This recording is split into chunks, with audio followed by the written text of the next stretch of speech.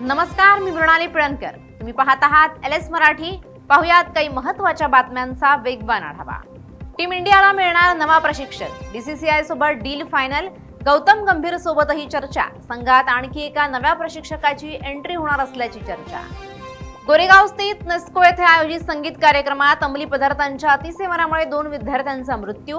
कार्यक्रमाच्या आयोजकाला विशेष न्यायालयाकडून जामीन मंजूर. अन्य 3 आरोपींना दिलासा देण्यास नकार. कोल्हापूरच्या पन्हाळा साधोबा दर्गा अतिक्रमण पाडकाम लांबणीवर कोल्हापूर सर्किट बेंचकडून कारवाईला स्थगिती. हिंदुत्ववादी संघटना आक्रमक. मालेगावात वन्य प्राण्यांची तहान, पाणवठ्यांवर 30 पाणवठ्यांमध्ये भरलं जातंय पाणी. 2000हून अधिक वन्य प्राण्यांना दिलासा.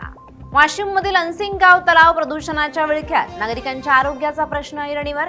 स्वच्छता मोहीम राबवून कठोर उपाययोजना कराव्यात, ग्रामस्थांची मागणी. वाशिमच्या कारंजामध्ये मुसळधार पावसामुळे नगर परिषद प्रशासनाचा निष्काळजीपणा समोर. अचानक झालेल्या पावसामुळे नागरिकांची मोठी गैरसोय. जालन्यात वडिलांच्या खुनाचा बदला, 2 विधी संघर्षग्रस्त बालकं पोलिसांच्या ताब्यात. आरोपींकडून खंजीर जप्त, पोलिसांकडून अधिकचा तपास सुरू. भंडाऱ्यात तरुणाची निर्घुण हत्या, 8 संशयित आरोपींना पोलिसांनी घेतलं ताब्यात. फरार झालेल्या आरोपींचा भंडारा पोलिसांनी CCTVच्या फुटेजच्या आधारे घेतला शोध. जुन्नरमध्ये निवृत्त मुख्याध्यापकानं चक्क गांजाची शेती केल्याचा धक्कादायक प्रकार उघडकीस. पोलिसांनी धाड टाकून 1 किलो 378 ग्रॅम गांजा केला जप्त. निवृत्त मुख्याध्यापकावर गुन्हा दाखल. धाराशिवच्या भूम पोलीस ठाण्यात राडा, महिला पोलिसाला धमकी.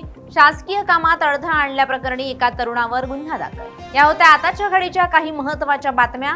अशाच महत्त्वाच्या बातम्यांसाठी पाहत रहा LS मराठी.